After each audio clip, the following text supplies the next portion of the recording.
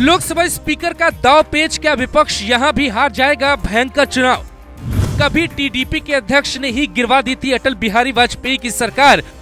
अध्यक्ष पद गया तो चली जाएगी सरकार। मुर्मू की तरह हो सकता है अनोखा उम्मीदवार। समझौते को तैयार नहीं बीजेपी, राजनाथ सिंह संभालेंगे कमान। हो रहा है यहाँ भी एक बहुत बड़ा खेल। सियासत में ताकतवर कौन है? मोदी के चेहरे पर तैयार एनडीए की सेना या फिर राहुल के साथ जुड़ा इंडिया गठबंधन? सियासत का दाव पेच हर कोई चल रहा है। बीजेपी किसी भी हाल में ये पद छोड़ना नहीं चाहती। आर पार की मूड में बैठी बीजेपी अपने सहयोगी दलों के साथ भी किसी समझौते के लिए तैयार नहीं होगी।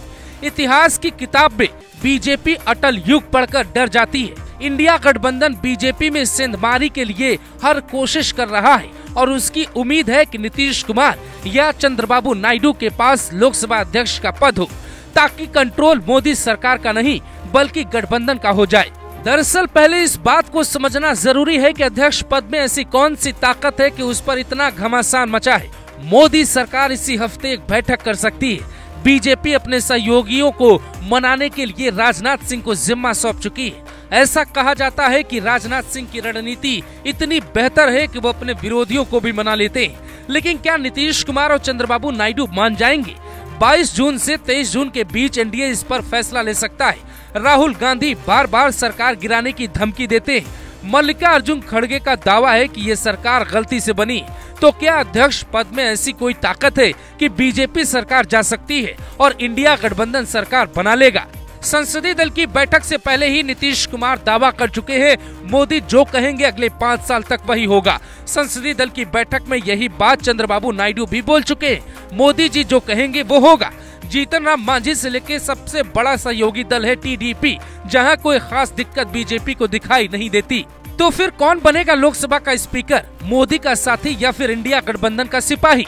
संसद के भीतर फ्लोर टेस्ट के दौरान अगर दोनों पार्टियों को बराबर नंबर मिलते हैं तो वहाँ बहुत बड़ा रोल अदा करते हैं स्पीकर। जैसे मान लेते हैं एनडीए के पास 272 नंबर है, इंडिया गठबंधन के पास 272 नंबर है, तो फिर सरकार किसकी बनेगी?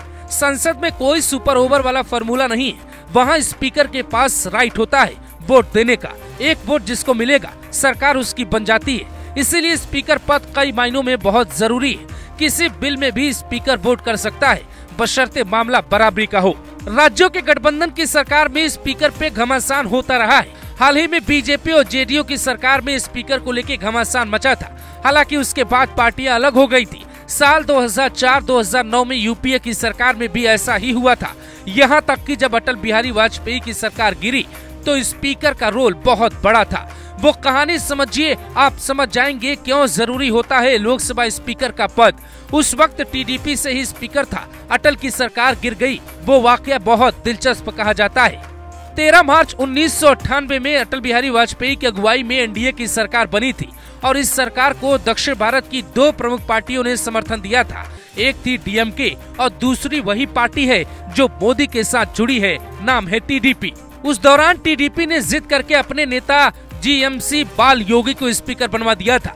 करीब 13 महीने तक सरकार चलने के बाद डीएमके ने अचानक केंद्र में अटल सरकार से समर्थन वापस लेने का ऐलान कर दिया। इसके बाद लोकसभा स्पीकर की जिम्मेदारी अहम हो गई। केंद्र की सत्तारूढ़ अटल सरकार के पास बहुमत है या नहीं, ये परखने के लिए 17 अप्रैल 1999 को अविश्वास प्रस्ताव लाया गया और उस पर एक हैरान कर देने वाली वोटिंग हुई।